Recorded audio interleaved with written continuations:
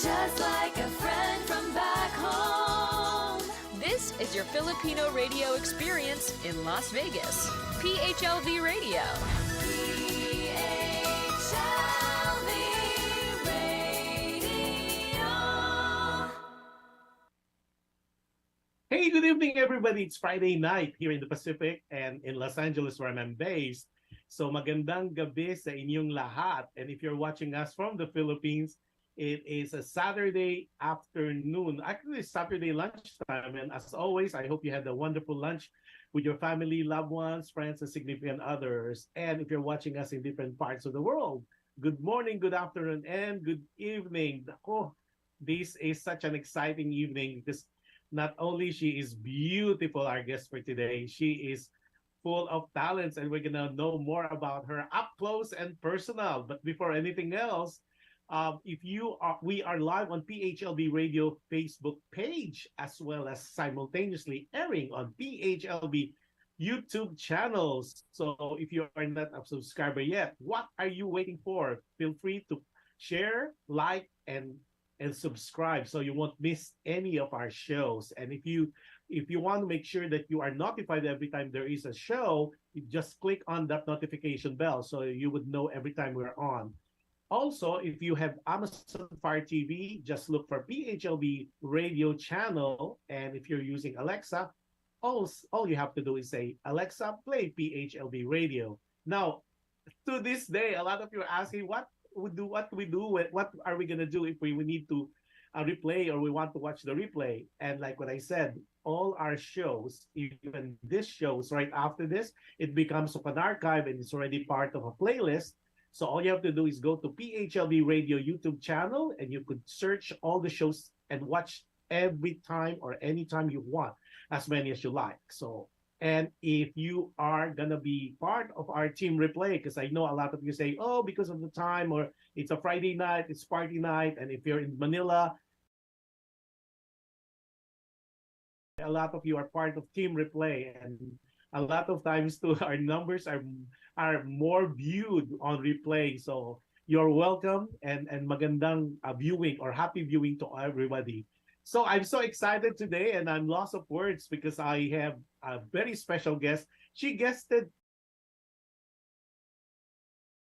the group of nonprofit organization called Fil-Am Creative, and she is the vice president for that, and we'll talk about that in a minute. But before anything else, without much further ado, let me introduce you to you the talented, the multi-talented, I should say, and the very pretty DREA Castro. Hi, DREA. How are you? Hi, thank you so much. Wow, that intro is so...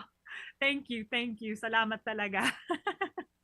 Oh my God! Because when we posted your picture, like what I said prior to the live show, I said there's a lot of people saying, "Are you out interviewing a model?" Oh my gosh.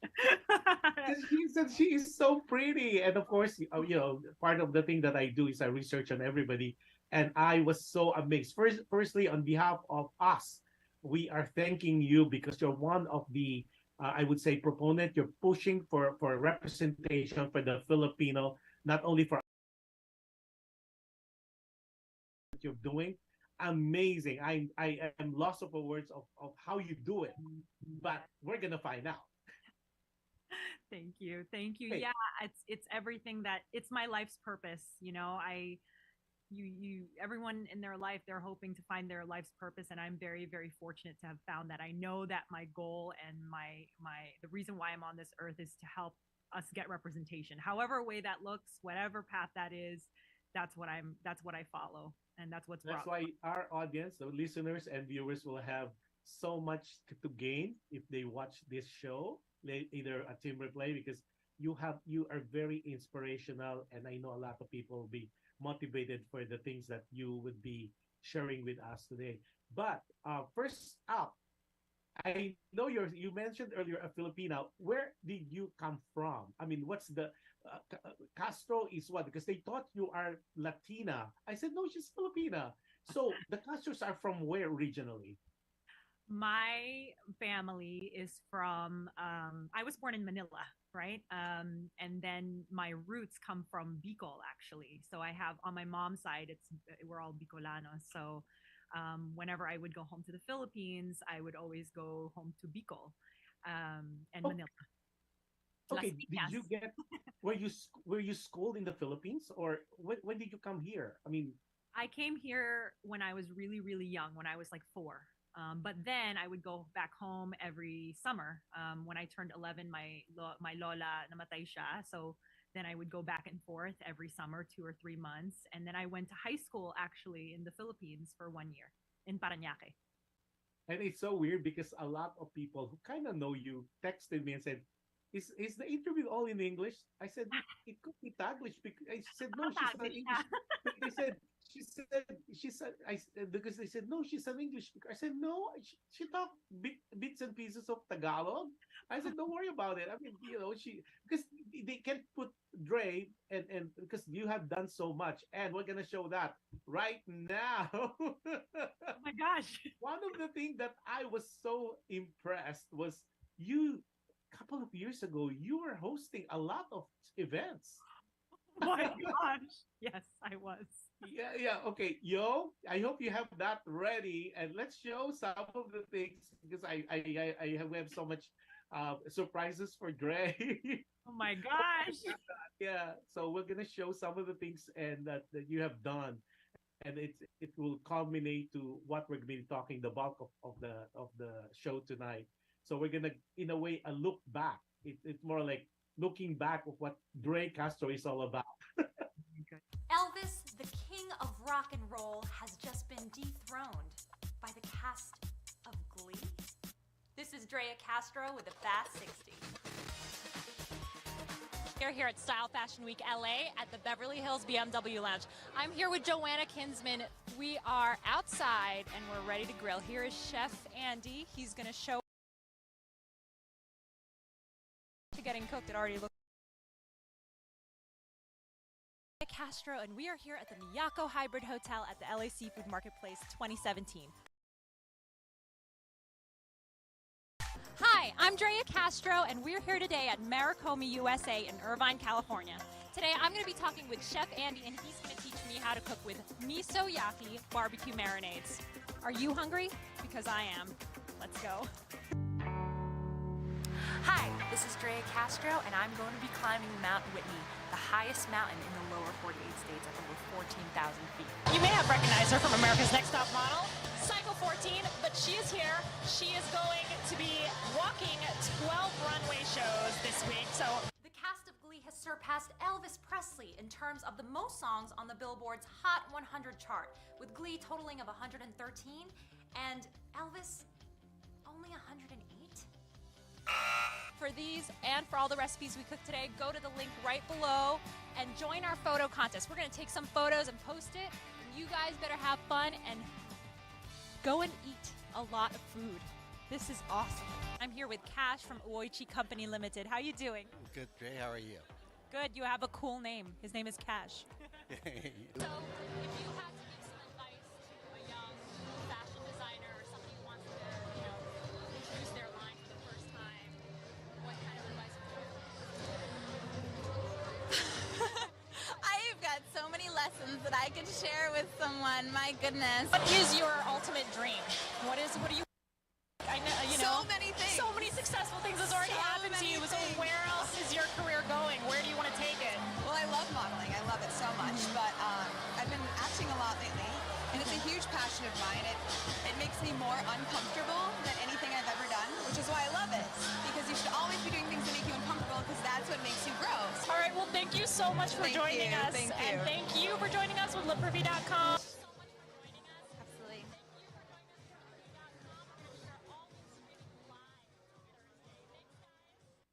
That is so amazing. That is so embarrassing. No, you were fantastic. Because when I said earlier, how will I introduce this lady? Because you have done so many. Oh, and just to let you know, there's more. Oh my gosh. But you were such a good host. Oh my God. You were Yeah. doing that for quite some time, a few years ago too. But it seems Yeah. like that was amazing. How was that experience like? It was very fun because I did hosting for LA Fashion Week. So I was the host for LA Fashion Week for like I think 2 or 3 seasons, and it was live. So it was like this, you can't make any mistakes. It's live, it's loud. When it's just intimidating because you're having a lot of different designers come in, models come in, recognizable faces coming in, and you got to be on the fly, and you don't get to, you might have an idea of who's going to come in through the door, but sometimes you get a surprise and you just got to know what you're talking about. It was definitely a challenge as a host, and it was that would come out. And yeah, it was so much fun. I loved it. Well, because I was thinking, if I'm gonna introduce you and say all the things you've done, it's just like, you know how it is. Yeah, okay, she was a host. Like, what kind of host? So and not all, because everybody knew or knows now that you are a very good filmmaker, and we're gonna be talking about that wonderful documentary. It's a feature documentary that you did. Of course, everybody knows that by now. It's Baldy for the Blind. But we're going to be talking about that. But what they don't know, it's another surprise for you. DREA is a very good actress. Oh gosh. So let's show some of the things she has done. I was amazed. Some of this movie or shows, I've seen you. So let's play it. I hope she's not embarrassed about it. It's so cool.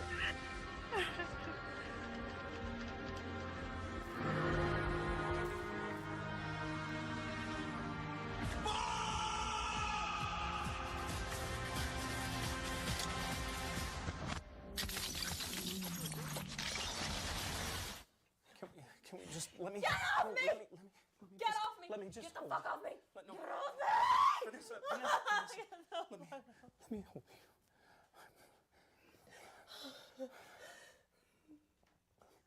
How could you do this to me?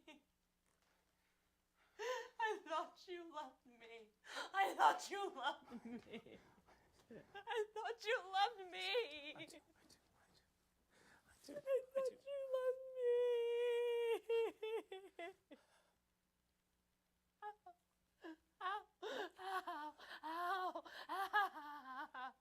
How could you?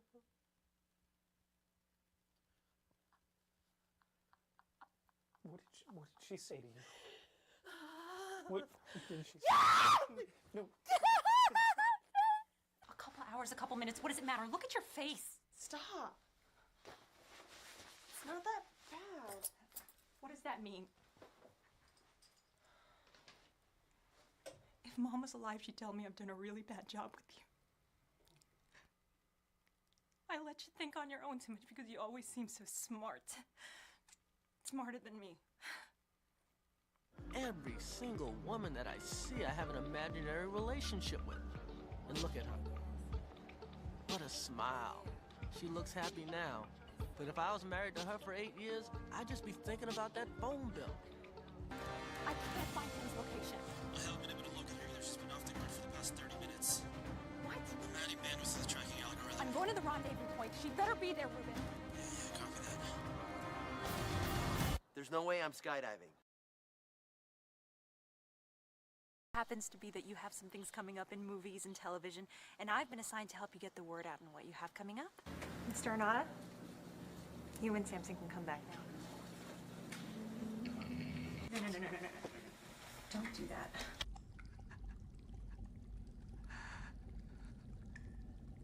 Joseph.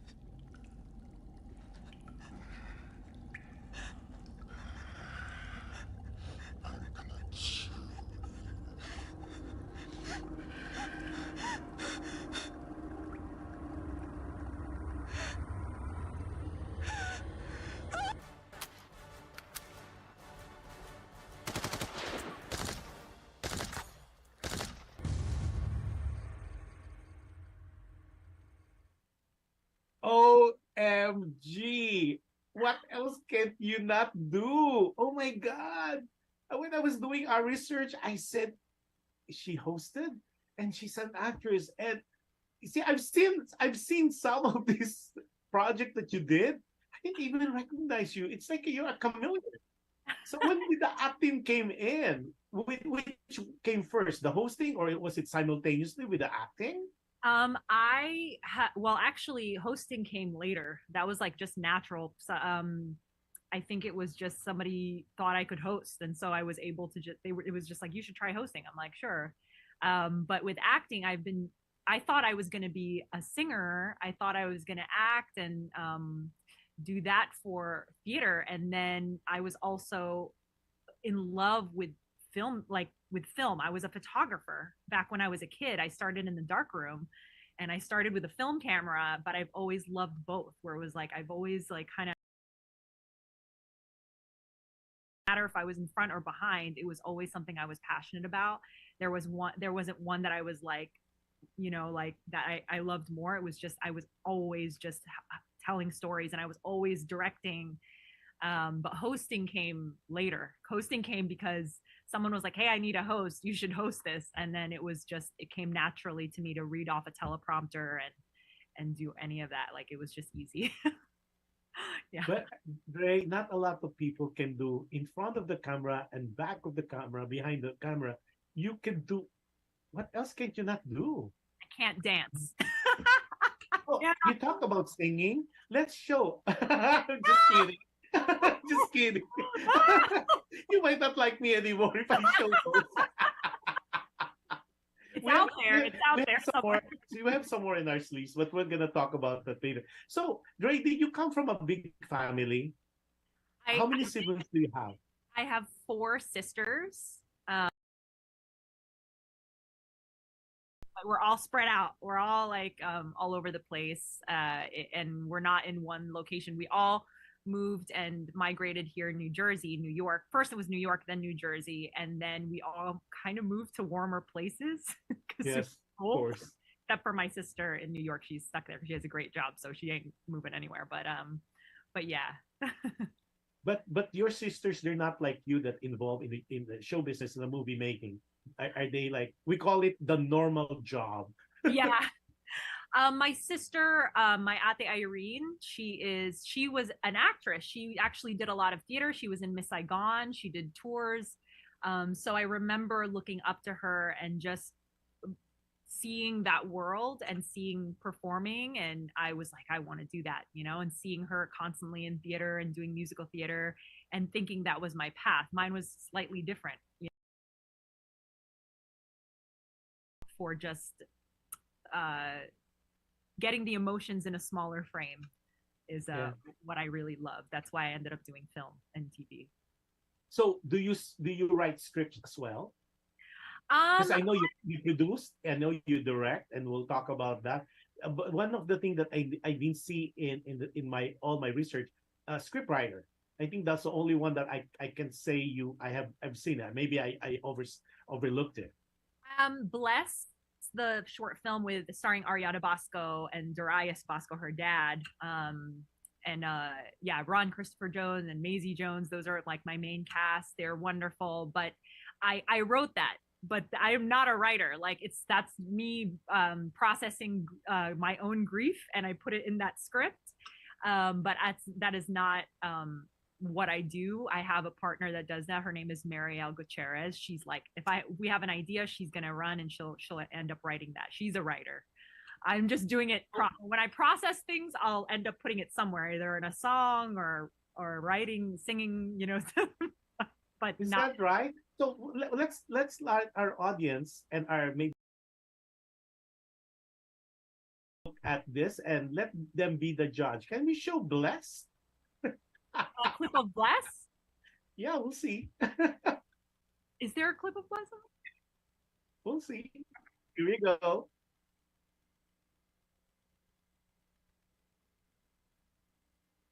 My name is DREA CASTRO, and I'm the writer and director of the film Bless. Bless explores grief seen through the eyes of a highly imaginative little girl named Alex. It's the blending of 2 families, a Black family and a Filipino family. And Alex, who's still struggling with the loss of her mom, really, really fights to accept the new traditions and the Filipino culture that Lolo and Jane bring into their home.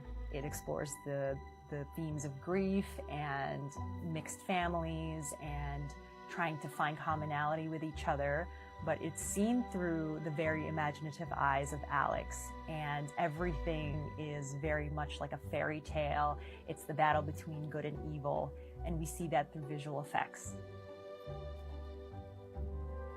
Beautiful. I can't wait. You're scared and you thought I have a clip, huh? And I was like, where? Well, no, in my directing reel, if you see my directing reel, you'll see a little clip on there. So when is Bless coming out? We still have some shoot dates to do. We have 2 more days to just to reshoot that I have to go down. Plays the father.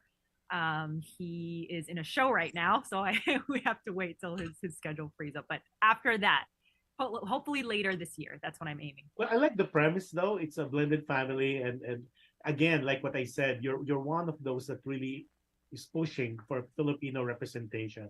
And Yeah. again, thank you, because these projects, regarding how big, how small, it contributes for us to be heard. Because that's the thing. Like when I go visit, like in my other functions,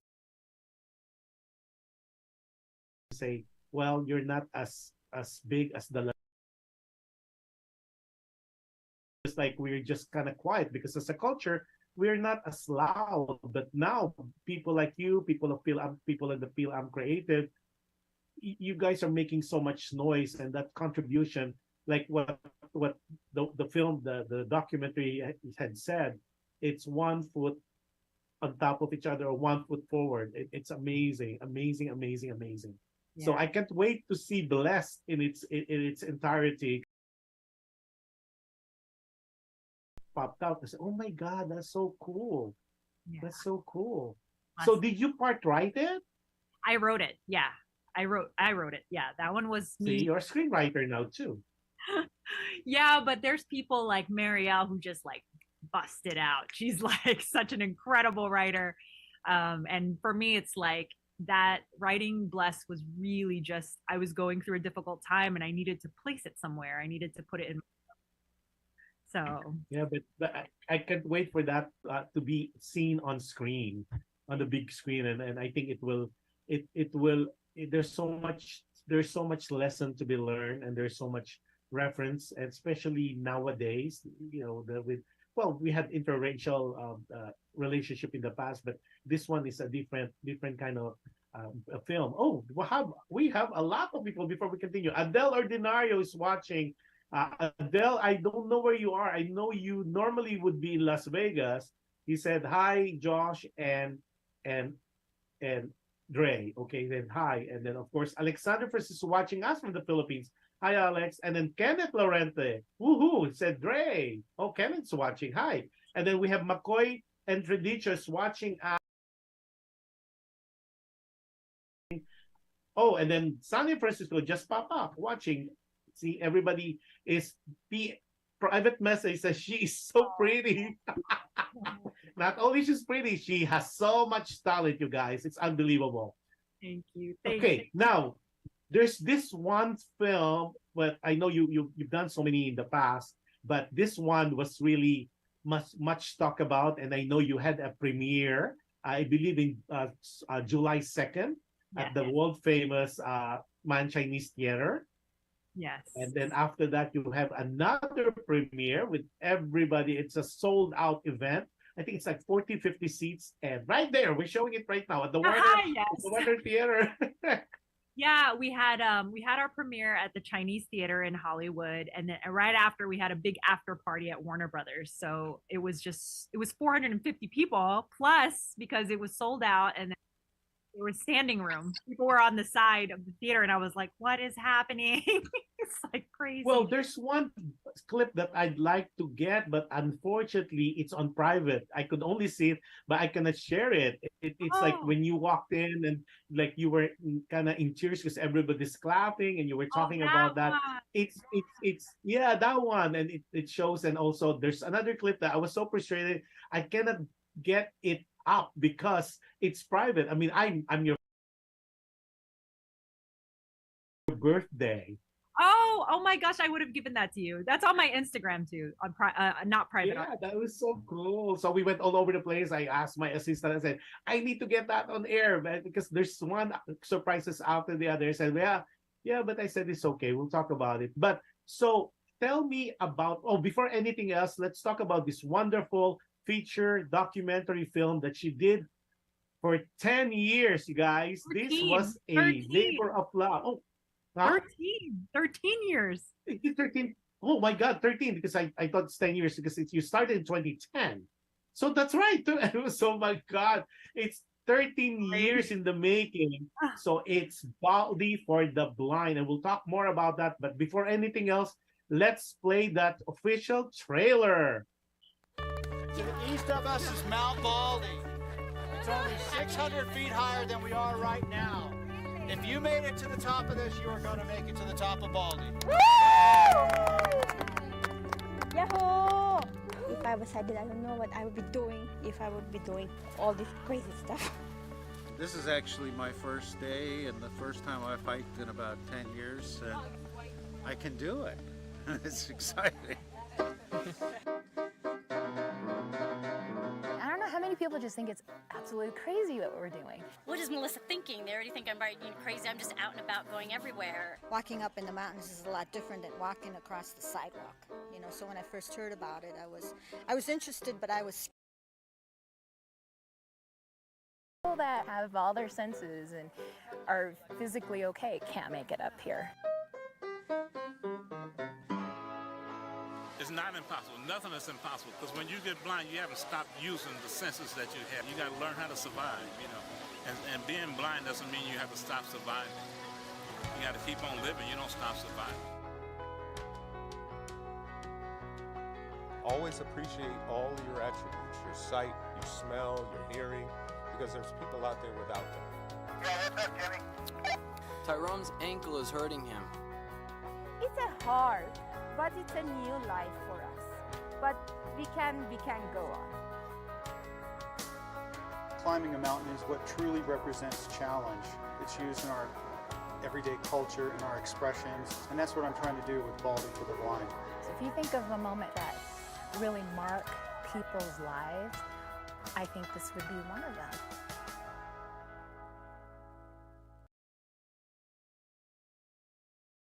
This is such an inspiring documentary or film, or call it whatever, but it moves people. I mean, it moved me. It's just, you know how sometimes we take things for granted.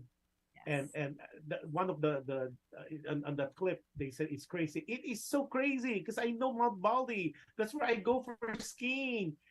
I mean, I have full faculty of my senses and all, and it was so difficult. So tell me, I know it's been said and you've been interviewed, where did that come from? I know the first thing that you mentioned in my research was at first you were a sight guide. Yes, I was a sight that guide. all started. And then what happened? You tell us. I was getting trained to be a sight guide. And I just remember realizing how hard it was. They blindfold you and you have your person that's like guiding you, and then you change, like the other sight guide will then get blindfolded and then you're leading them. And I just remember, man, I was like, this is so hard. It's like this little tiny hill, you know? And what's that like? I was curious. I had this curiosity to find out more, and I was getting like pulled to tell the story. Something in that moment was like, you should ask the hiking leader right now if you can tell this story. You're not a filmmaker yet. You don't know, you kind of know stuff, but you don't yet, you know? But I knew something, like my destiny was calling me. You need to tell this story. And I remember calling Chris Lynch over, the hiking leader. And I said, hey, is anybody filming this? He's like, no. And can we film it? He's like, absolutely. And then it got bigger and bigger and bigger. And I thought it was going to be this little tiny thing. And then it turned out to be this massive feature that would go on for over a decade. It's crazy, the journey that life leads you. But those people in the film, every single character in it, from sight guide to blind hiker to Chris Lynch, they are like my guideposts in life. They've literally taught me to be who I am now. Truly, the film like shaped me. One of the things that I've seen you say, and I've seen in some of your interviews, that this film kind of made you realize your purpose in life, and that the lesson learned in this, and that anything, we have all these little problems. Some people, we make a small problem to be a mountain, and here we have this film of yours wherein they're blind yet they're doing this thing, and successfully they were able to do that, and that is just inspiring. Yeah, So powerful, the message that your this movie, and that's why I know for a fact that this will be invited to several festivals. And I know you are so excited. On one of your posts on your Facebook, you were so excited about this particular festival, and we're going to show you I think it's a poster. Tell us about the invitation that you got included to this wonderful festival, which is non-political. So tell us about that. So the festival that we got into, that we had our world premiere, was Dances with Films. And Dances with Films is on its 26th year. That when we with films is that if you are a filmmaker, especially one that doesn't have like a huge name, or you don't have a huge name in your film, it's pretty hard to get into festivals. And it's very political. So Dances with Films is not that. Their motto is no politics, no stars, no bullshit. I don't know if I could say that on the radio, but that's literally what that's their motto. And when I got recommended to that by my mentor Robbie Bryan, he was like, you need to apply for that. And I was so excited because all the films that I got to witness at Dances with Films was high caliber films, like so many incredible films, American Hot Story, Daruma, like so many beautiful, beautiful stories that I felt very honored to be playing alongside. Abled was another incredible documentary about, like another disability sports film.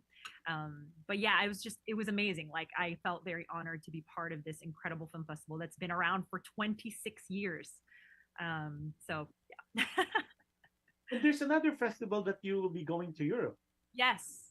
So I got into the I Will Tell Film Festival. It's an international film festival that actually has several film festival locations. London. Right there, we're showing on screen. Yeah, London, Birmingham, Bristol, Florida, and Trinidad and Tobago. So that's really exciting. And what's cool about them, they're on their was inspired by this young girl called Anel, who was from Mozambique, and she wanted to tell her story about like authenticity and simplicity, and about just the simple things in life. It just felt like in line with Baldy for the Blind. Like that's literally what my whole thing was. It's a very simple story, and it's about the everyday man. Tell International Film Festival was like right in line, and so that was something I really wanted to get into. And my family's in London, so it's like I'm so excited to see them. So I applied for every London film festival. Are amazing, right? So are you planning to join all these festivals and make the festival rounds? Is that part of the goal? Yes. So because this should not. This is what I keep telling people. This should not be kept a secret. Yeah, no, it's my goal is to get distribution. So I'm in conversation. Do I keep going on the festival route? Do I keep submitting? Because when you submit, it's that you have 18 months pretty much like of the life of a film festival. So once you start, Dances with Films is my, the first of that 18-month round. And then, you have an option to just keep going until like the life of the film is over. And the film festival round. So now I'm trying to decide, do I continue or do I do distribution and go wide?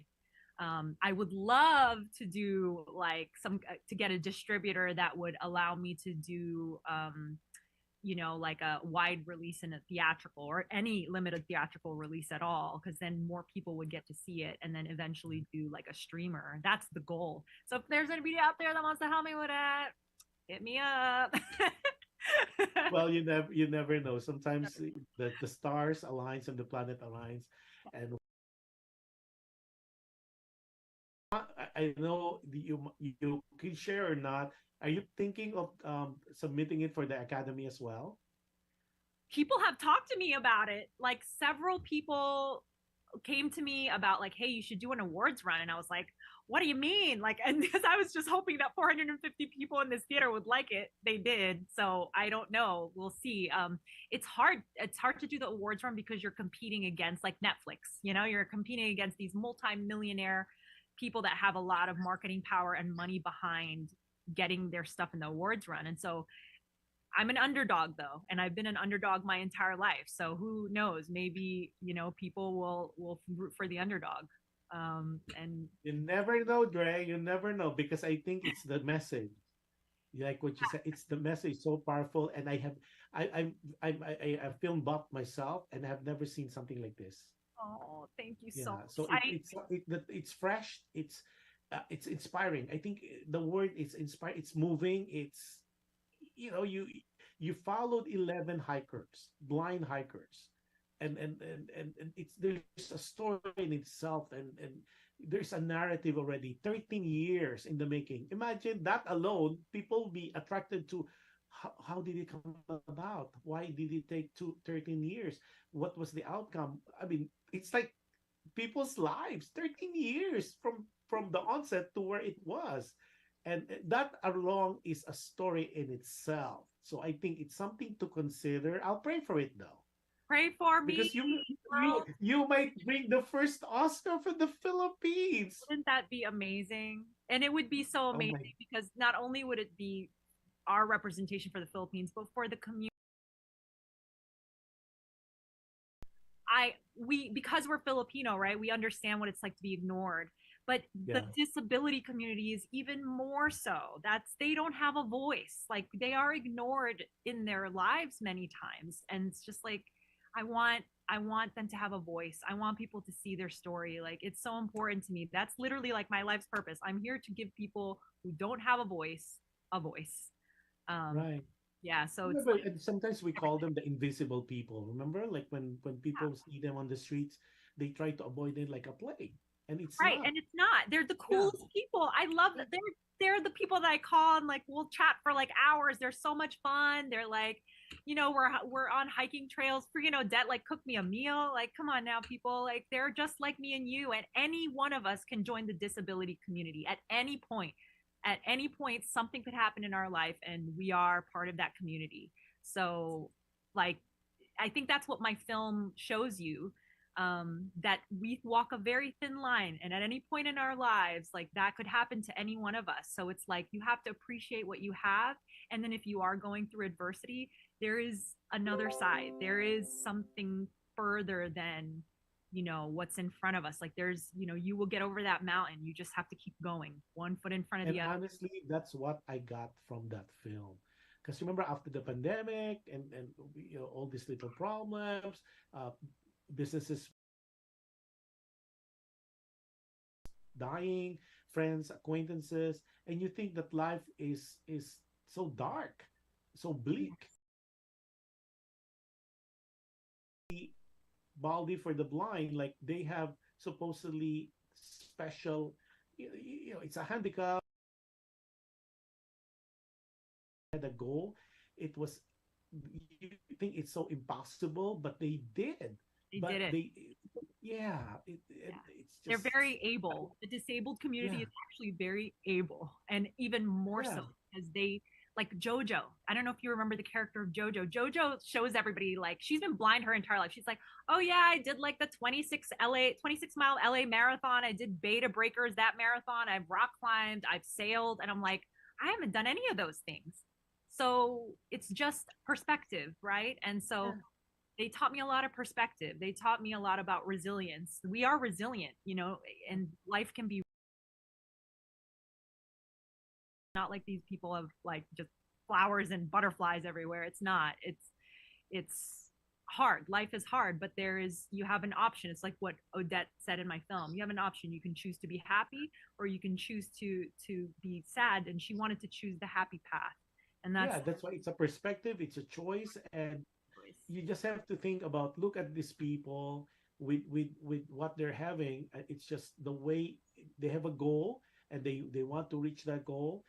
And look at us, we have all the dramas, and we think that our lives is so difficult. It could be, but it depends on how you look at it. It's Right. like, guys, if you have not seen Baldy for the Blind, I don't know where to say it now because it was playing for a while, Soon but release, eventually, theatrical release. That would be awesome.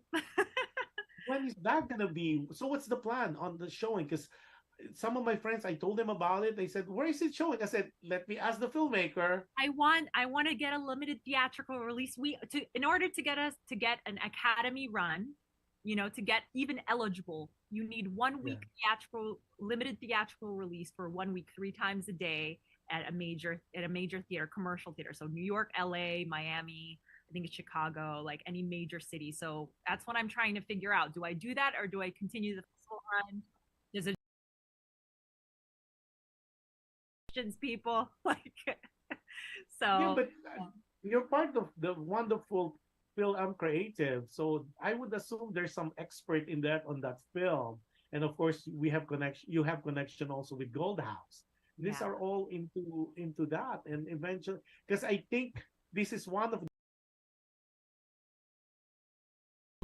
people need to be inspired. It's Yeah. it's hard. Life is hard. But I think my film is that feel good movie to remind us that it will be okay. That it's also okay to, like, process through your grief, process through your sadness, process through life being hard, but know that it will be okay. And that's what I think a lot of people, even after my film, people like took me out to lunch and were crying, saying, "Hey, I was going through something, and your film made me realize that it's gonna be okay."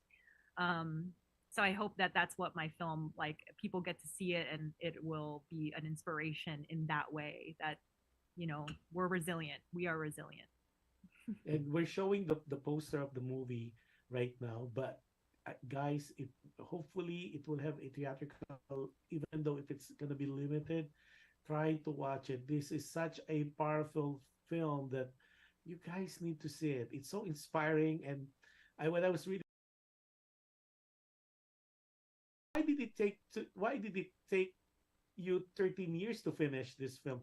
And one of the things that I'd like to ask, what was the challenges? Because normally, you know how it is as people, when you do a project after a year, 2 years, it's not done, you kind of abandon it and you don't visit it anymore. So what made you go to finish this film, and why did it take 13 years?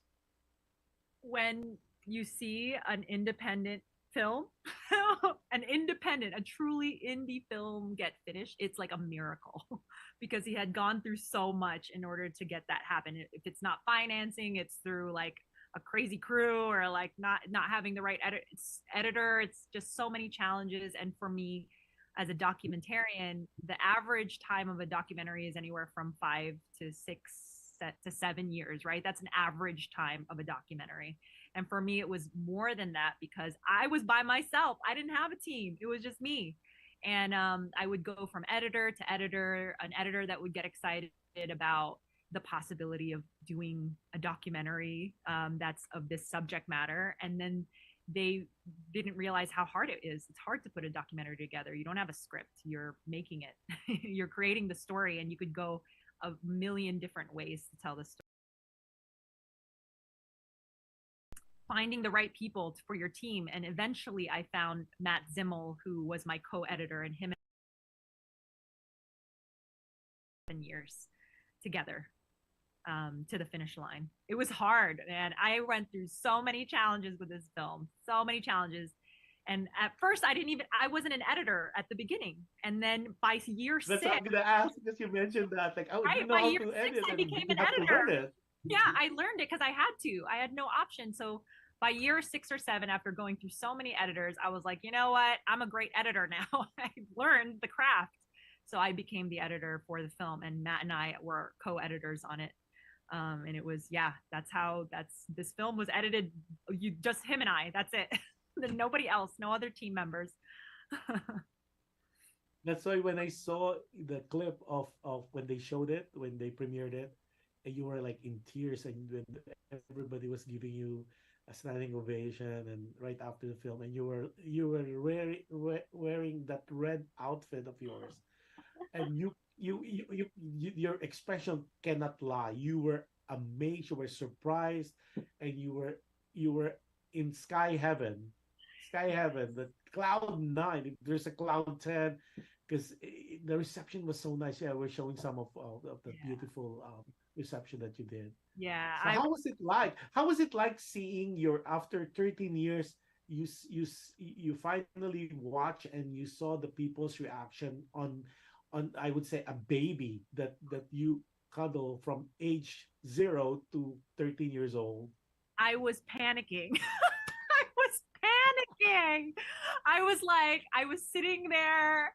We came in from taking photos outside, and then we sat there, and then the title came up, Baldy for the Blind, the beginning of the film. And then I was like, I can't sit here. I got up and I was like, I can't sit in this crowd. This is either going to go, like, this is going to be a disaster or this could go really well. And I wasn't sure because I never saw more than like 2 people watch this with me. So imagine 450 plus people. So nervous. So then during the film, people were like clapping, people were like laughing and crying, and so I was confused. I was like, oh my god, people are reacting. It was a beautiful moment. And then at the very end, when the standing ovation happened, I was like, my heart was like pounding because I had no idea that people would react that way and that people would be moved that way. And I knew the power of storytelling, but I didn't know until that moment really what it meant. When people came up to me after the film and hugged me and was crying, when a blind man that was not part of my film hugged me and said, I feel seen, and those moments were like, I'm gonna hold that forever. And I could make a bajillion other films and do that again and again, but those moments I'm gonna hold on to because that's when I knew, like, wow, this is the power of storytelling. This is how you can change the world. Yeah, because Ray, I've seen so many documentaries, so many films. This one hit me differently because I watch Dead Poet Society, and it like made me a better student. Every film that I watch that means a lot kind of changed me, and some of the interviews I felt the way you said it kind of changed you. It is so powerful. It kind of change you. It kind of give you a different perspective. Like whatever comes your way, whatever problem, you don't have to like kill yourself and be so stressed and like it's the end of the world, because there's this wonderful documentary called Baldy for the Blind. Baldy is a Mount Baldy, you guys. It's a mountain. It's so symbolical. Because you know how sometimes you and then here's Mount Baldy, and then you're trying to reach to the top, to the summit, and I am so lost of a word. You tell it better. Remember how was this planned? Like, okay, the mountain would represent problems, and then you have all the challenges. Was this, I mean, that's how I get it. Without you telling it. Like when I was watching the movie, I said, "Oh my god, it's so symbolic." Yeah. Everybody has their own mountains that they're climbing. Every single person. It doesn't matter if you're a little child, little like an older person. Everyone's going through their own mountains. But when I filmed it, I wasn't even thinking about that because I had no idea who these people were yet. Imagine like the first time I'm doing that Chantry Flats, that first hike, the first training hike. I didn't know where I was going with this, and that's what's the beauty of documentaries. It kind of brings you on your own journey. And at the end, I realized that when you dig deep enough, that everyone has a special story. You just have to listen. People need to listen to each other more. People need to like ask questions and talk to each other more and be open-hearted a little bit more. That's also what this film taught me, was that you have a story that you're going to relate to. And I saw some teamwork there, the camaraderie, and then setting goals and just following. Be a turtle. Forget about what other people are saying. When they say you cannot do it, just go plug along. Because if you know in your heart that you could do it, just follow your heart. And those are, I mean, there's so many things about this movie, and I'm not gonna discuss all of it.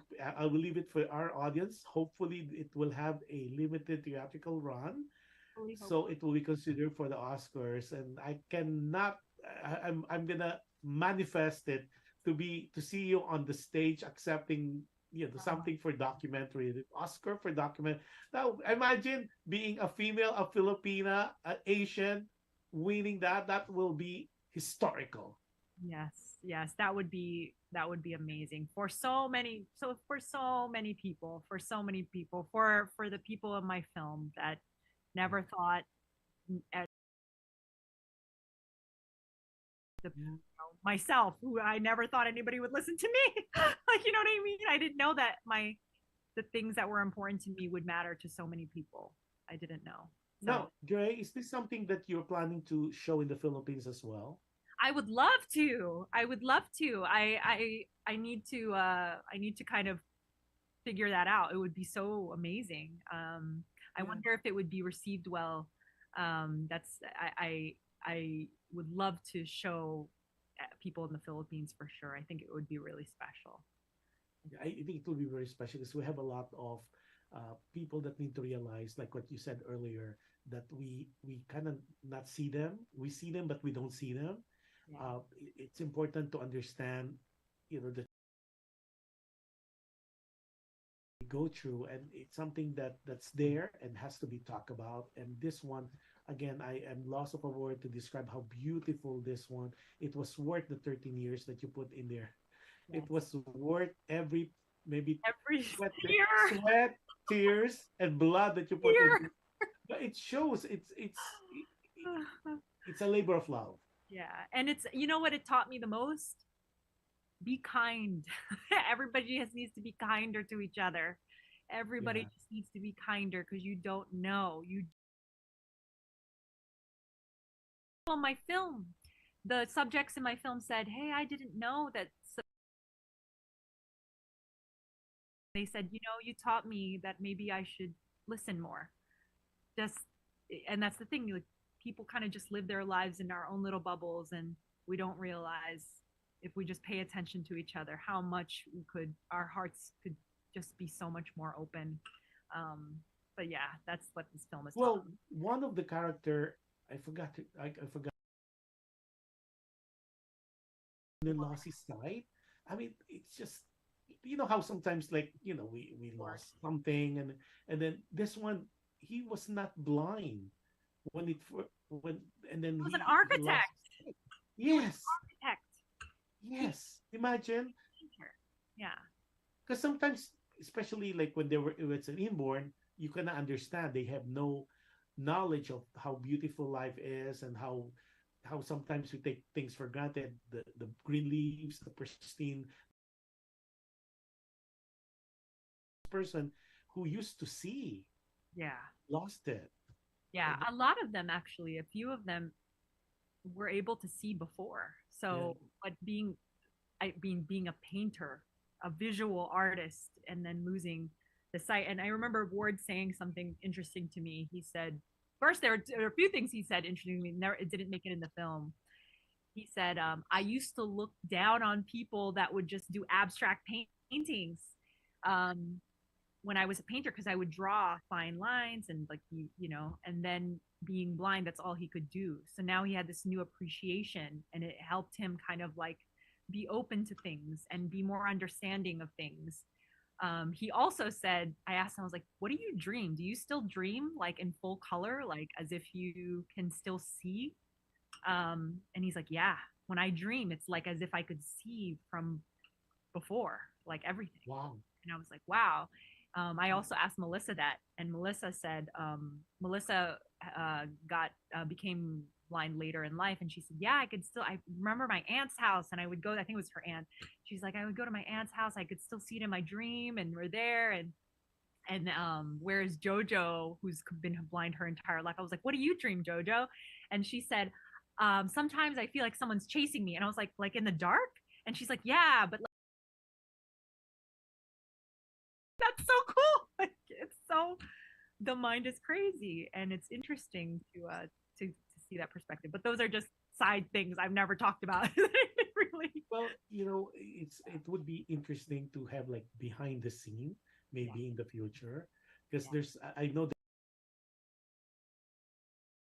make the cut, and like what you're discussing, because it hits me in different ways, more than one in seeing this film. And that's why I said I need to make sure that Dre guests in our show, because I really want people to understand, because there was, of course, when they were showing, people were talking about it, and then of course now I was talking about it as well, and then we cannot find where it's showing. And I know because of how things are in the US, especially with the strike that you support also, and it's just so much things happening. And of course, this is one of those film that not to be missed. If there's such thing as thumbs up, this is way up, because it would hit you in different ways than once.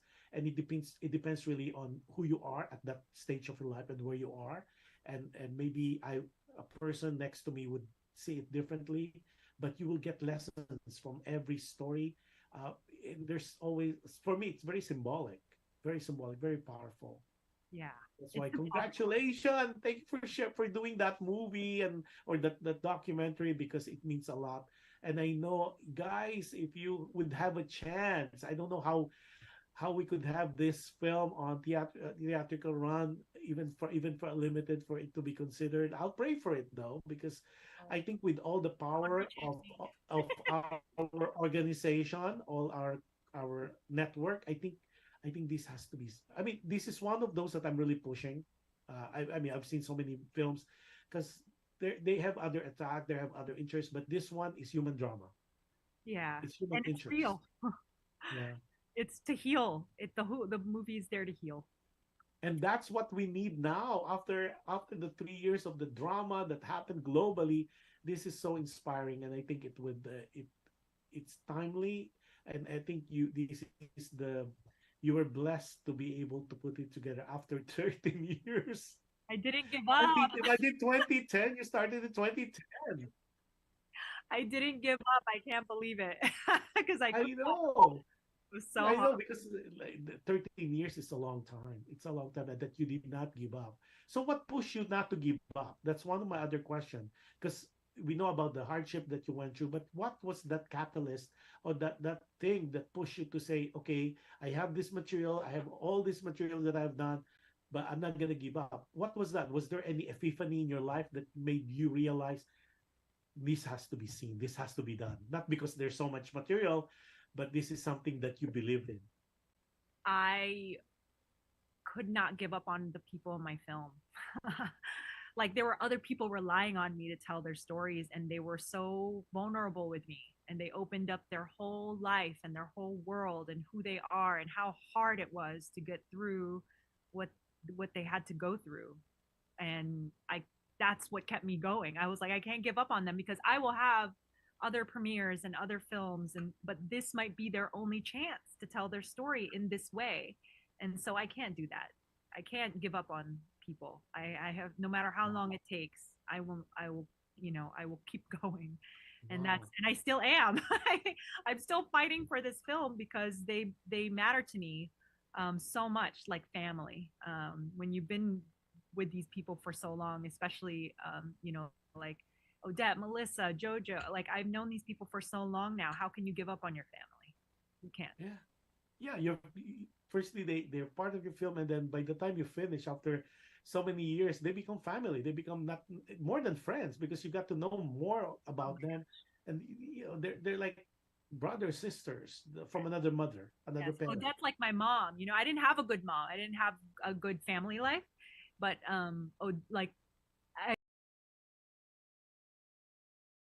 something, right? So Odette was like the mom I wish I had. She lost her sight because she had gone through a C-section that caused this dormant gene to come alive. Like, imagine having an infant and then going blind, but she kept going, and she was this incredible mom. She's still this amazing mom. So she's the mom I wish I had. And then DJ's like my fighting spirit. DJ was like this funny, like, fighting person who would never give up. That's me.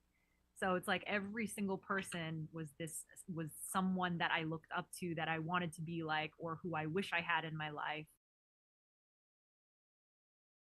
And David, like the love story we've always wanted, like some people that don't give up on each other, sickness and health, So yeah, That's That's it's why, like that's really why a I was vision of saying, me. I know everything, every people.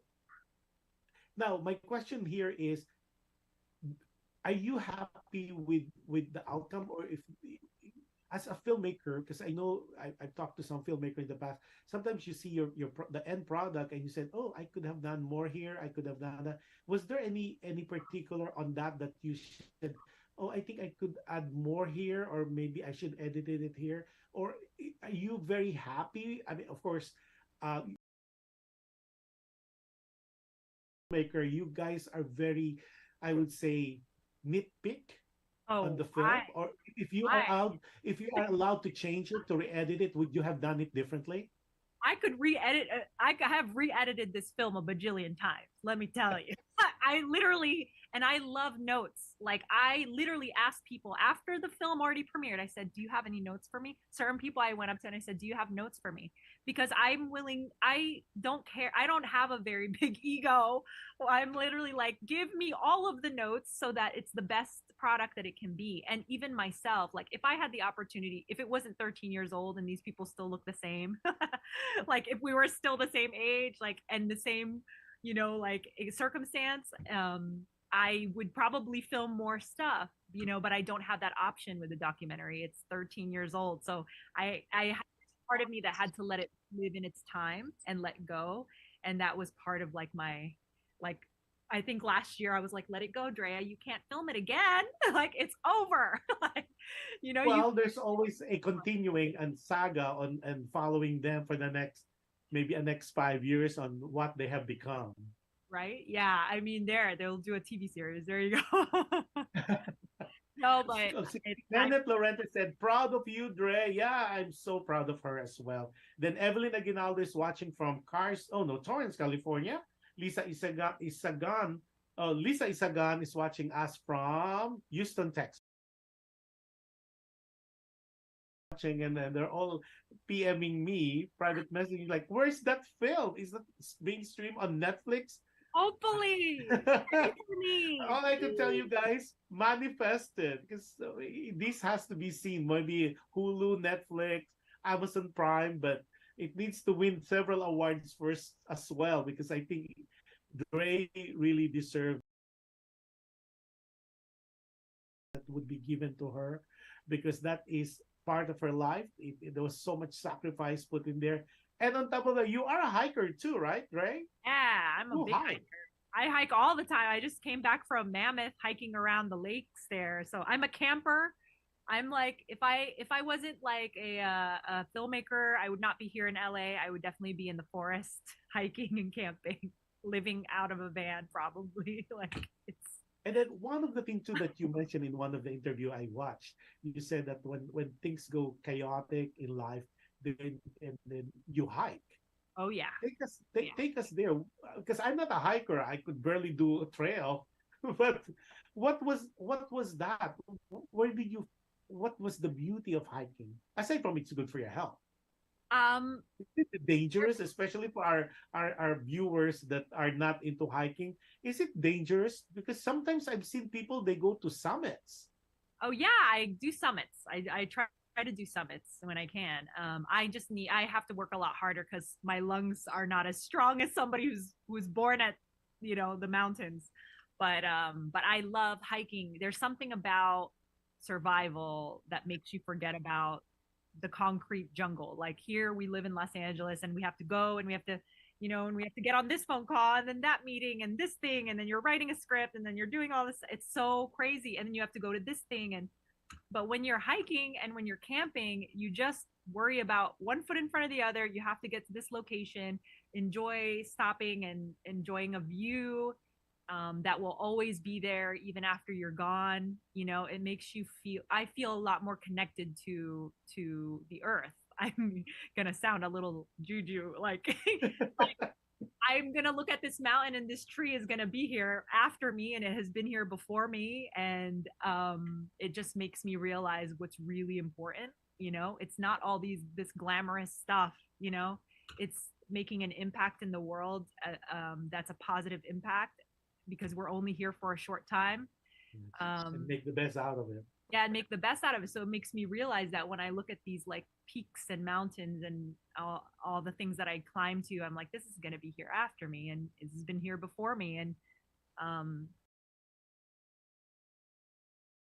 feel a lot more creative. It makes me realize what's really important. Like none of this stuff really matters. What matters is the impact that I make on other people in a positive and loving way.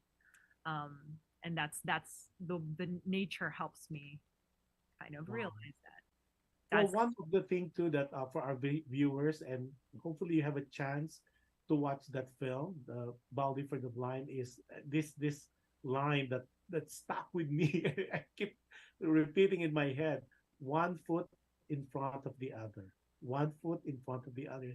Like I'm into walking now because my doctor said you have to walk. So let's go hiking. Oh my God! Let me get my act together first, and I'm gonna call you and say I'm ready. My God, just to do like a mile walk, and it's not even brisk working. Yeah, it's just like walking because that's my doctor said, right? I will take you to nice flats and then eventually higher. Great. I keep repeating in my head. That's why I got it memorized. Like I drag my feet inside the 1 foot after the other, 1 foot after the other. And you're so right. By the time I keep repeating this, I call it my mantra. I'm already on the other end. So I say, I'm gonna tell Dre about that 1 foot after the other, 1 foot in front of the other, 1 foot after the other.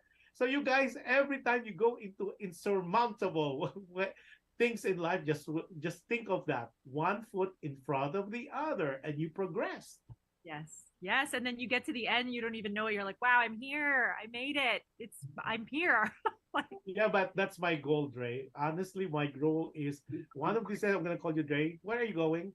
I want to go hiking, but be easy on me because that's one. No, you should come. I take people on hikes all the time. We take people on hikes. I will call you on that for sure. Maybe first quarter of next year after all my trips. Let's go. Now, Dre, I have little things to ask you. What motivates you to do things in life? The feeling of helping. The feeling that you've made. That's what motivates me, honestly.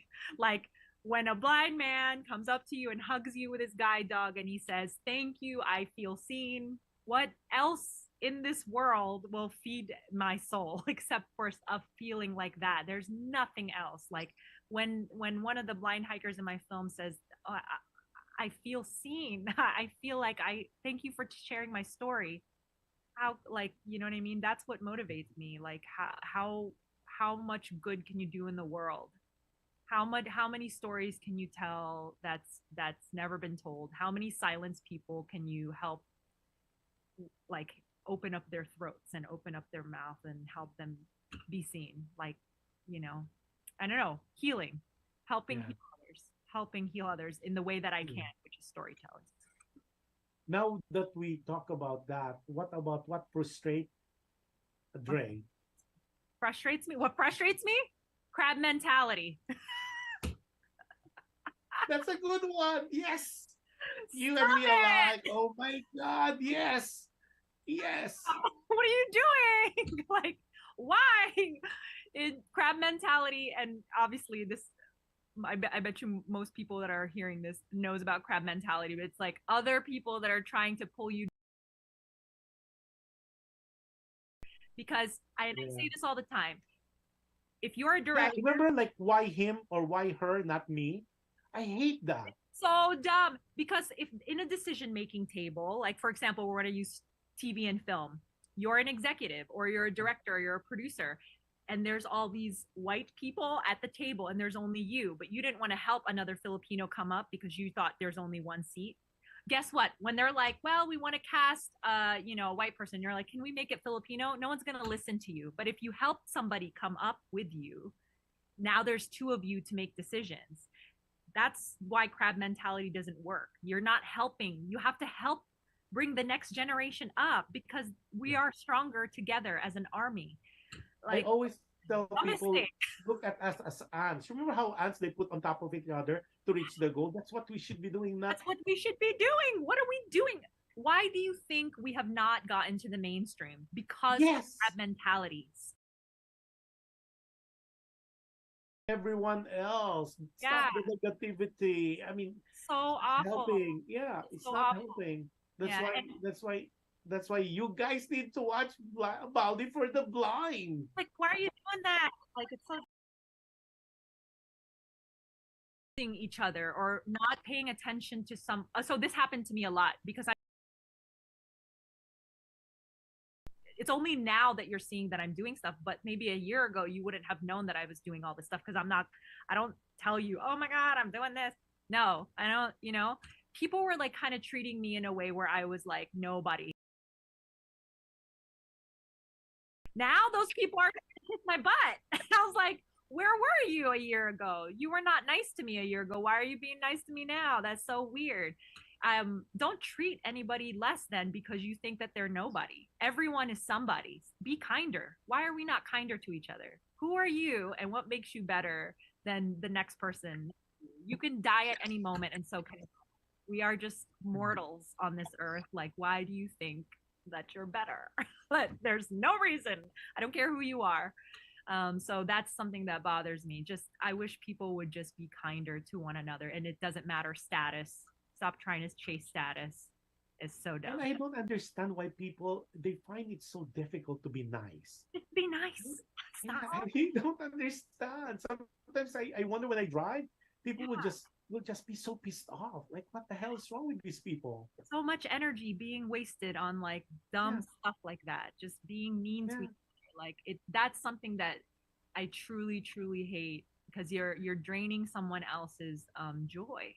You're draining someone else's joy. And when you treat somebody who you don't think is anybody like you're less than, you're draining them of like their life force and their joy and who they are. And it's just unkind. We're all the same here. We're all the same. We all could die. We all could lose our sight at any moment. We could be, we're all going through something. So stop thinking you're better. Stop it. Now, Dre, what do you do when you wake up in the morning? First thing you do when you wake up in the morning? I'm trying to meditate. I'm trying, but sometimes I'll be like, oh, I want to check my phone. And I was like, stop it. You need to meditate, Dre. But I was going to check my phone. No, I'm trying meditating for at least like 15 to 30 minutes because it helps me start my day and like puts me in a positive trying to do and get back into my old habits. And that's what I've read, that first thing you do in the morning, aside of course you pray, is to meditate. Meditate, and they say it's so powerful. And I think maybe our viewers and our listeners should kind of read into that, because I think you need to have some calmness in your world too. Yes. Because the world is crazy already, and it's so noisy already as it is. So you need some calmness, calm and meditate on positive things. So when you wake up in the morning, the whole day would be positive. Exactly. The whole day will be not COVID positive, but positive in life.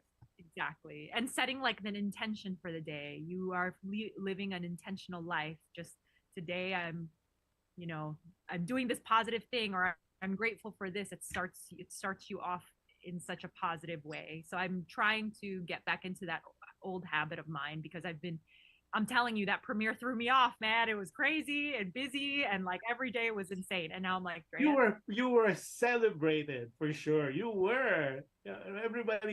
Everybody that I got to know after all the other interviews, I said,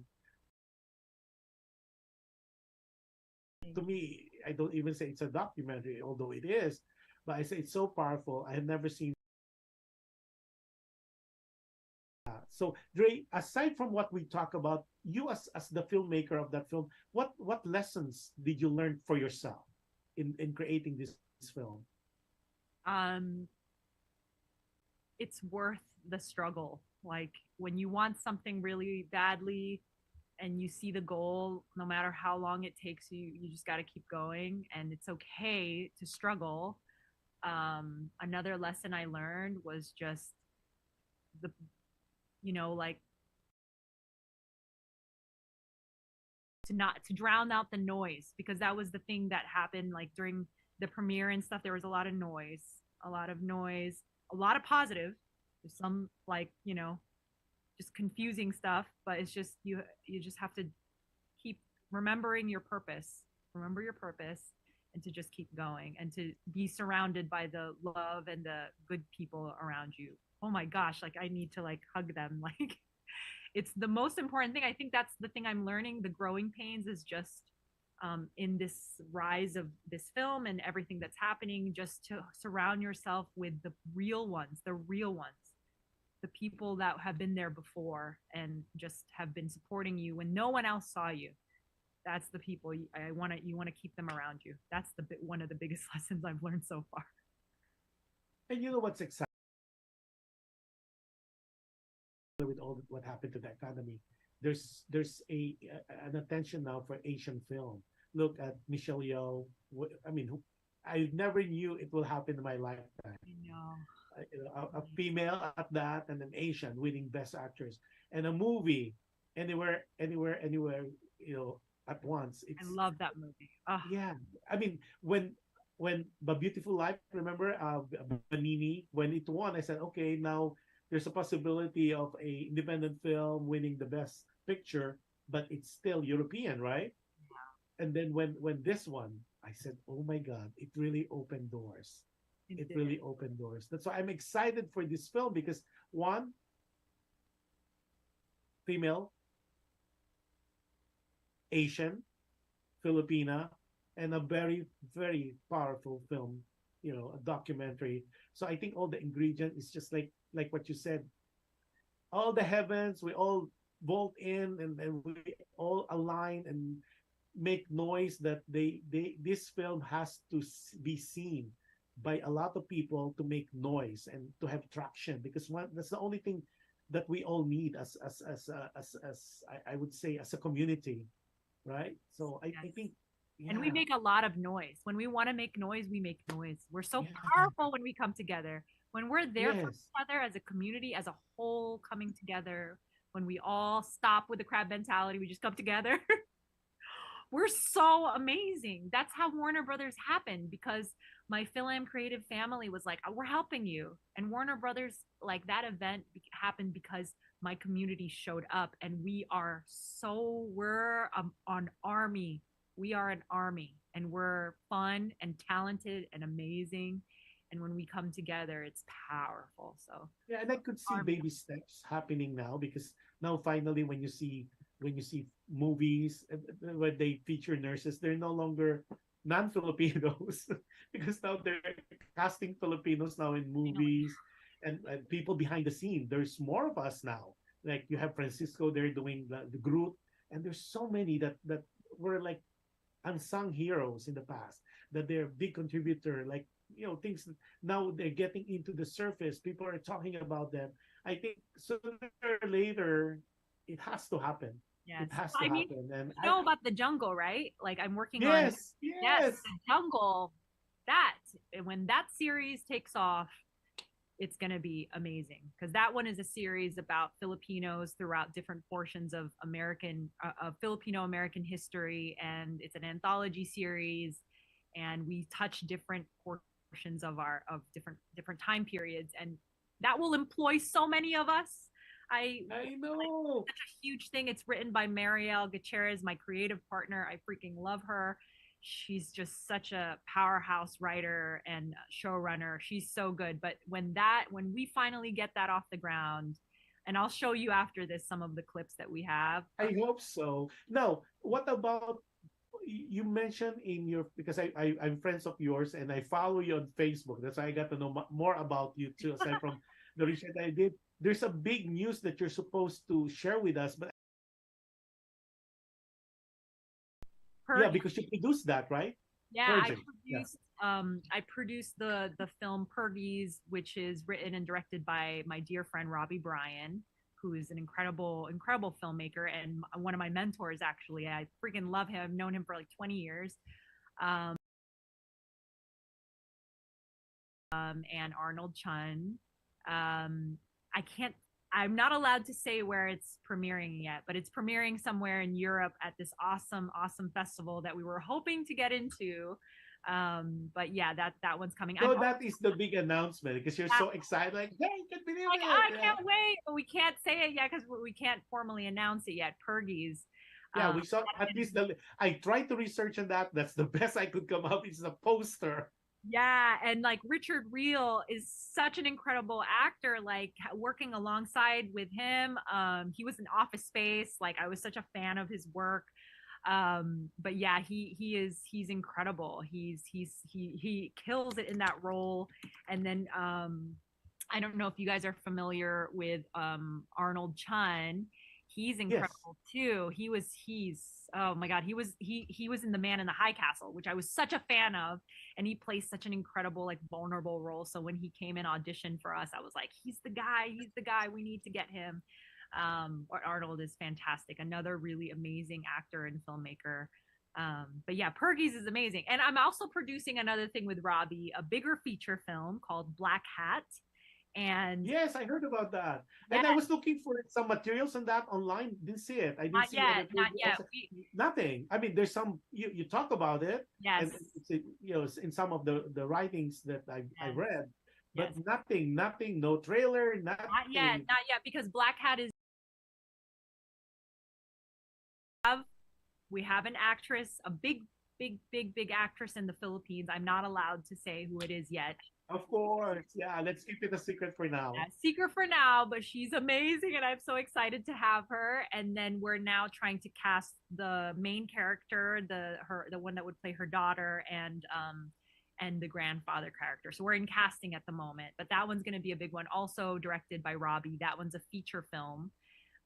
It's going to be like a bigger feature film. So I'm very, very excited. And we have Darren Dean, who is one of our producers who produced Tangerine, which went to Sundance. And so he's one of our producers as well. He's great. And so we have like a really strong team. We have Spiros, who also, he's one of our producers as well. We just have a really, really powerful, great team. And of course, having Robbie Bryan at the helm is always fantastic. So now you have so many roles. You wear so many hats. You're an actress, you're a host, you're a director, you're a producer. And you mentioned you were a singer too. I just can't. For fun. I didn't see any. For fun, but it's on my Instagram. You could see it. People know that I sing. Okay, my question is: among all these roles or hats that you wear, which one do you enjoy the most? Oh gosh, I think directing. There's something about directing. And then helping everybody get there, and then getting to tell a story that moves people. Like there's nothing, I have not had a feeling in my entire life ever than be sitting there at the premiere of Baldy. I've never experienced anything like that, and if I can capture that feeling in a bottle, I would have it every day. So I think directing is really powerful. You get to really like make a change, like you make a storytelling impact, and you do that as a producer as well, but you're more supporting. You're supporting your director. You're helping your director get to their vision. But with directing, it's like literally every frame is yours. So that's very, very cool. I love that. Acting is also really fun, therapeutic. That's for me. Like acting feels like I could put all my grief and my trauma through life gets to good in acting, And you can act perfectly. We saw all the clips in there. I mean, from one, like a Rambo type lady. So did you go to any formal training for acting school? I did. I went. And so we had a very wide program. We did acting, but I also focused on directing and stage managing there. So that's where my producing and my directing comes. I started in theater. And then when I got out of college, I actually, and this is like a real secret, I had my own theater company. I started my own off-Broadway theater company in New York, and I produced like 3 shows. I produced like Death of a Salesman by Arthur Miller and Animal Farm, all these like classic plays. And then I was like, I don't want to do theater anymore. I was like, Why I is want that? to film. Was it a lot of work? Is it difficult to do theater than film? Producing theater is like a moment. You have a moment, and with film, it's like forever. I'll get to show this film to, my kids one day, and they'll be able to watch it as if it was yesterday. Whereas theater, I feel like for a moment, which is what's fun about theater, right? And I also, because if I'm an actor, I love the intimacy of like having a blink mean something, whereas theater, you can't see that. You just can't. So I love like the intimacy of film. That's what I really, really enjoy. So that's why I moved into that world. That's why I left musical theater by accident. I left singing because I went into film. So there you go. Yeah, see, Kenneth Lorente said, "Oh yes, she can sing." I'm gonna Kenneth look is at a your singer. Instagram. Kenneth, do you know Kenneth? You need to No, interview. but I will definitely look him up and He's see. amazing. He's really been singing. Yeah. He's an incredible Filipino singer, and he's been touring around and singing and gotten some awards and stuff. Like, he's incredible. Oh, wow, Kenneth, I will look you up and I will definitely invite you to guest on this show because Great. we love to hear people, regardless, because it's important that we showcase the talent of the Filipinos. He's incredible. Because we, oh my gosh. Yeah. Such an incredible singer. So now, what projects or films would you like to have? Given, okay, forget about the financing, forget about whatever, like dream projects that you would like to do. Forget about, assuming you have a financier, an investor, but it's just like a dream project that say, okay, before I pass on to this world, this is the project I want to do. it's the jungle. The jungle. Wow, you're doing it already. Yeah, but we got to get to the point that it goes mainstream. So we're in development and we're shooting like the short version of everything, but we need to get that picked up, because if that gets picked up on a major mainstream level, which is our goal, then it will provide so many jobs for all of us. And then people will actually see us, see our stories, see a brown Filipino face on TV with our stories, with our history, our rich Filipino American history, because we've been here for so long. We've been here for so long, and yet no one really. That would be interesting. That would be really interesting. No, what's the timetable for the jungle though? Huh? The timetable? Well, we have to film I am going to London, but I'm gonna be filming in September a few of the exterior scenes, and then we'll be done with that short, and that will go very big desks and hopefully go into the film festival route. And then from there, it's just, we got to pitch. We have to show people that the reason why we created a short is because if you're not Filipino and you're not someone of color, you're not going to go, oh, this story is mainstream. You have to see it. You have to see that it's like beef, like yeah. Beef is just a story of people who are relatable and they just are Asian. So it's like, it's the same for us. Like, we need to show them that our stories are a human story, not just right. So that's well, I was hoping when I watched my Greek wedding, because that's talking about that, it's a sleeper, but it earns so much. It's in the film, right? And there was no marketing done at the time. It was just word of mouth. And right. If you really watch it, it hits. If you're Greek, you would understand, and the sentiments and all that. And I was hoping that we would have something like that talks about not about being this and that, like talk about being a farmer or illegal alien. There's and there's so much more. Like, we love and we get hurt, and it's like every human that goes through that, and that's what the jungle is about.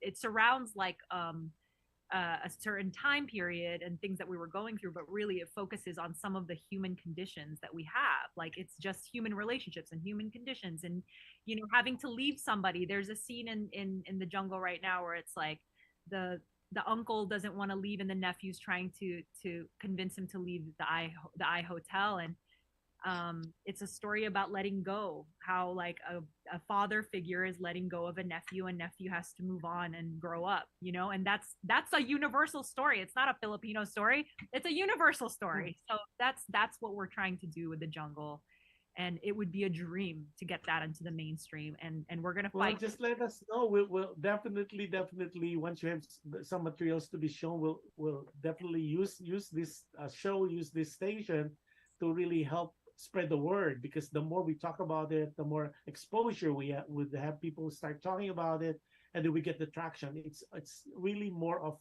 getting it out there. Yes, Because I always tell people we have so many good products, but if it's stuck in a shelf, nobody knows it. And if nobody knows it, nobody would buy it, nobody would watch it, nobody would talk about it. And that's where our downfall. And again, going back to your original, stop the hate, stop the crowd mentality. Let's just keep going. Now Yeah, I'm just very be happy that people are doing so well. If your friend is doing so well in their job, their career, hello, that's a blessing for him, and you will be blessed too. I know, it only helps us. It only helps us when somebody else shines. Like that, like for example, The Jungle is a series about Filipinos, but if another Filipino series were to go first, oh my God, that only opens up the door for us, because more doors. Yeah, more doors. It only says that we're marketable. It only says that it's possible. Like, you know what I mean? You just have to, you got to stop competing, because you're competing. That's why I keep telling people we are a nation of world-class talent that needs to be discovered or rediscovered or reintroduced or introduced. That's why we're trying our best to guess as many people that are so talented, or they have something to share, like yourself, and with a film like Baldy for the Blind. These are things that Filipinos, especially abroad, should know. Yes, should know and should hear about. Imagine if Baldy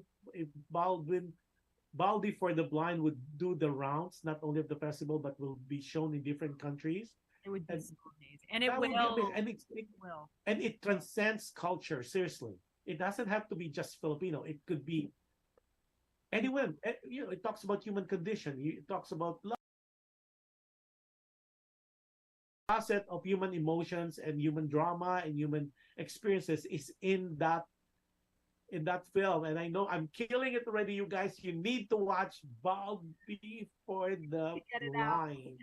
We need to get it out. I need a distributor, or I need a limited release. That's it.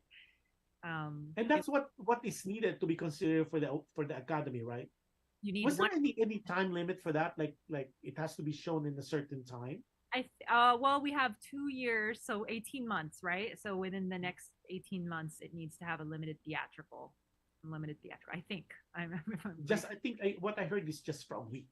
If it's shown. shown. Oh no, yeah. You need 1 week limited theatrical release 3 times a day with like I think a 6 or 7 p.m. showing. So I was looking up some theaters here in LA to see the cost, but yeah, we just need like to get that out, and then that would qualify us, and then from there marketing push. So we need if this is going to happen, it's not going to happen because I'm backed up by a studio. It's going to happen because my community shows up for me, and it's a grassroots. Right. That's it. And then the disability community shows up, and it's a grassroots thing. It's that. And to be honest, when we posted your poster, they were sharing your guesting tonight. Yeah. They were sharing, and then they were telling me, we're posting this, we're promoting this. I said, oh my gosh. So they said, they put likes, and they were sharing it in their website, which is so amazing. That's amazing. Now, DREA, aside from the things that you have said, what legacy do you want to leave behind? What legacy?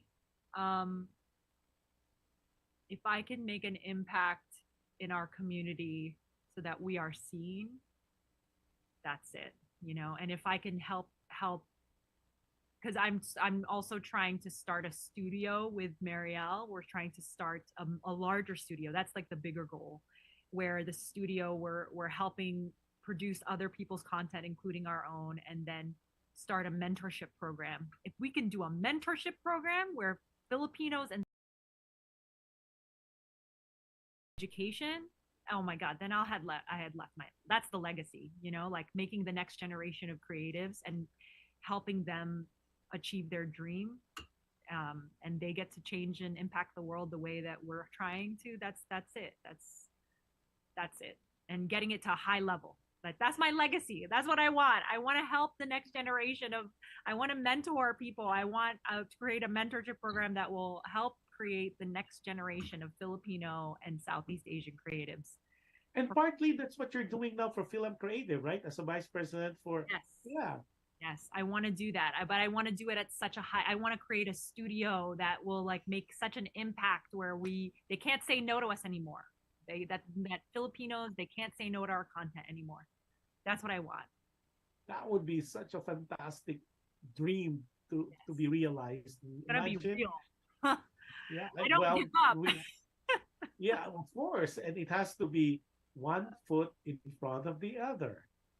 I'm very now. Who is DREA when no one is watching? When no one is watching, I am playing with Twinkie, my dog. I am cooking. I love to cook. I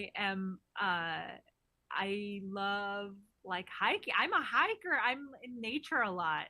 That's who I am. Like, truly, like I'm just like trying to be at peace with myself, trying to calm the anxiety of like wanting to move fast and get things done. When I'm by myself and nobody's watching, it's just trying to find the peace of like being present in the moment and enjoying the present time. So yeah, the little things, trying to stay present as possible and working hard to stay that way. If it's playing with my dog or cooking or hiking, if that's the way I need to do it, then that's the way I'm going to. So how many times a week do you hike, or it depends on your schedule? Depends on my schedule. I try to hike at least once a week, maybe twice a week. And do you go all over the place? Like you go to the Hollywood Hills and all that? I usually go when I'm here at home. I usually go to my hike in Glendale. I have a hike that I do in Glendale, and it has a bench, and I journal, and I read like like a special book, or I meditate. That's like what I do. Like, honestly, when I can. If I don't go out in nature for a little too long, I go a little crazy where I'm like, I feel out of sorts. You get your energy from nature. That's awesome.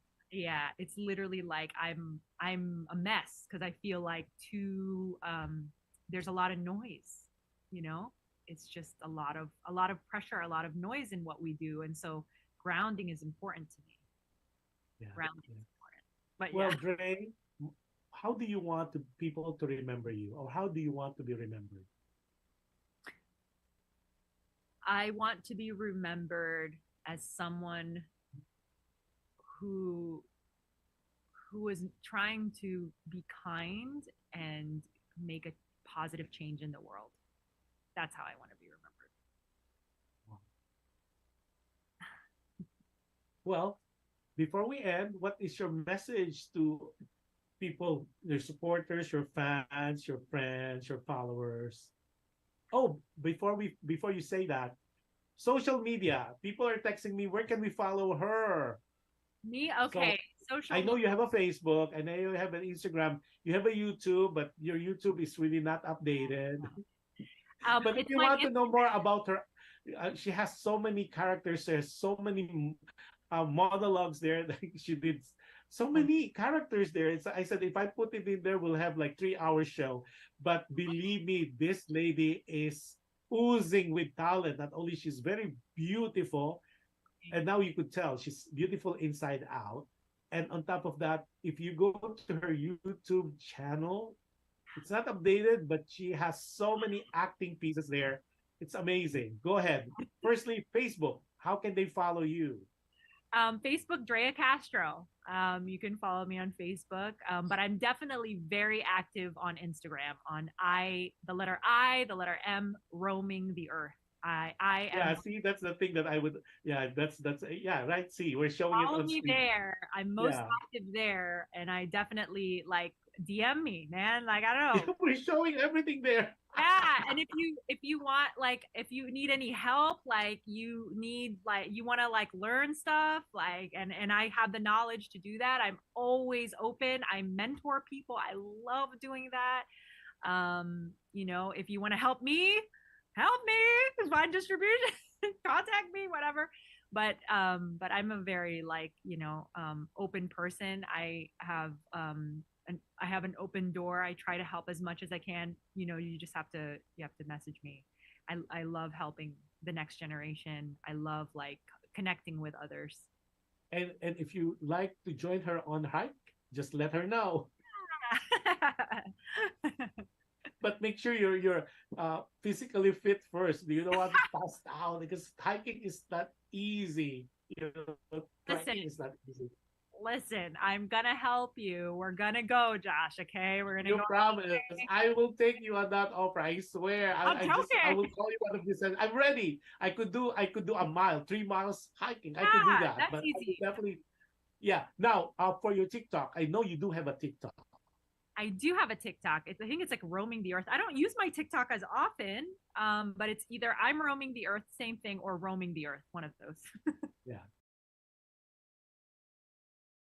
Already texted me. Why is her handle? I am roaming the earth. Is there a story behind that? I was like, I love travel. I'm a travel. I mean, I got my my Instagram following because I posted a lot of travel stuff, and I grew my account because I would talk very personally about how travel really such an important part of my life. And so I would post about that, and people started following me. But and then so eventually that became a podcast, and I had my own podcast called Roaming the Earth. And I wanted to connect with other travelers and get tips from them on where to go in the world. And yeah, because I broke my foot and I had nothing to do for like 3 months. So I started a podcast. And I didn't break it hiking. I broke it in this room because I have stairs here, and I broke my foot here. Anyway, it wasn't through hiking. So I started a podcast that was great, and I met a lot of people, a lot of really awesome travelers. Amazing. Where do you find time to rest? I don't. I don't. Well, actually, for the past few weeks since I got back from I went to Mammoth this weekend, which is like the mountain region in the Eastern Sierras here in California, for my birthday. So I've been, Drea, you need to get more rest. So I've been trying to go to bed earlier. Wow. It's about time too. After going to all these activities and all these festivities and all the press releases and press conferences, and you're showing up Baldy for the Blind. You deserve all the time to rest for a little bit, and then you go back to work for the Jungle, and then of course Bless. I can't wait to see Bless. I think I the one that I've seen it, I think there's so much potential in that. I'm so excited to see that, seriously. And then message to your friends, supporters, and followers. I mean, it's cheesy, but don't give up. Just keep going and find your support group to help you keep going. One foot in front of the other. That's it. Doesn't matter how long. I love that. I really ahead for the longest time. One foot over the other, or in front of the other. It's amazing. That is of all the things that I mean, there's so many said in that in Baldy for the Blind, but that one resonates so much for me. Yeah, it's true. And also find the good people. Find the good, real people that see you before anybody. Which is so tough. I know. Great, that is so tough to do with all the noise, the hypocrisy and the noise and the jungle out there. Jungle. Yeah, when you find those friends, keep them. Those are keepers. Yeah. Those are people that you would take the bullet for you. Ben Bulletow, he saw me before anybody else did, and Ben was like, "Let's work on stuff," and I said, "Sure." Yeah. Like he didn't even know. Yeah, you have the people in Fil-Am Creative that I met. They're amazing people. That's why I'm trying to guess. Guested you all. I mean, there's only limited time because I have like 10 people at one shot. So I told Mark, everybody has a story to tell. But I said one of the very first that I'm going to invite is you because of about that, just by the title alone. And when I saw it, I said, "Oh my God!" I did an obscene word when I say, "Oh my God." I've been very, very nice in saying that, but I was so moved with that documentary that, like what I said, it's a must see. It would change you guys. It would change you. If it does not, I don't know what you have, but definitely the roller coaster of emotion in that. So kudos to you. Congratulations for being so patient in doing that documentary for 13. It is worth it. It was all worth the wait. Yeah, it was so That's worth it. The thing is, anything that you want so badly, your dream, no matter how long it takes, it is so worth it. It is so worth it.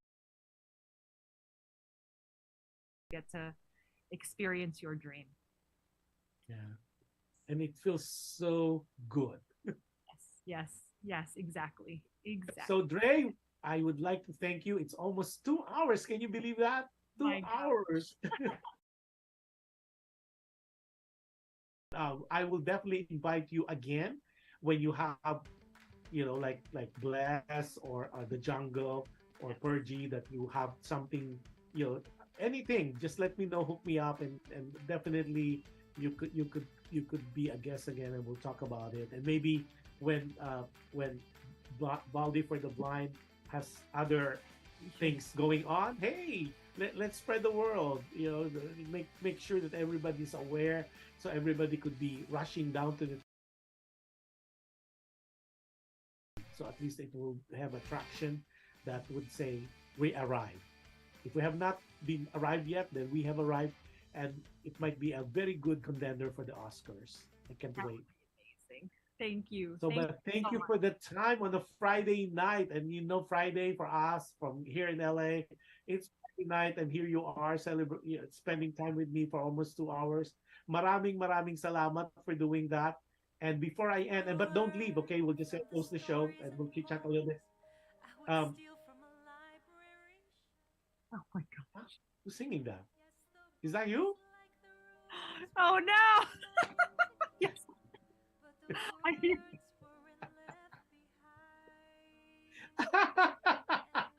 Found it. we started with a surprise. We're ending with a surprise. But before I end all my shows, I always remind people to be kind. You can never go wrong with kindness. And any act of kindness that you do to one another, it will come back to you. It's guaranteed it will come back to you in different times, in different forms, with a different person. And we are hearing a background of DREA singing. I already think I embarrassed her enough already, so I'm gonna let her go. So you guys have I have a show again tomorrow. You have a wonderful day.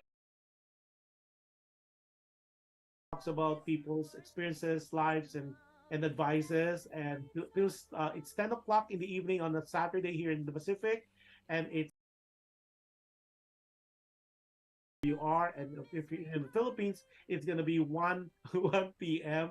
on a Sunday. So if I don't see you, you have a wonderful, safe weekend, whatever is left of it, and you have a wonderful, safe next week. And enjoy, you guys, and God bless. Don't go yet.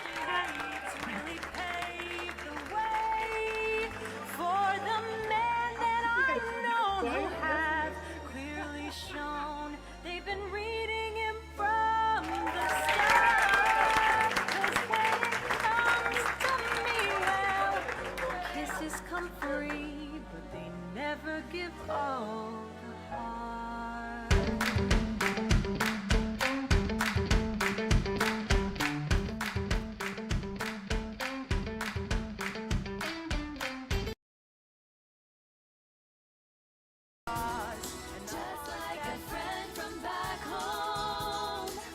is your Filipino radio experience in Las Vegas.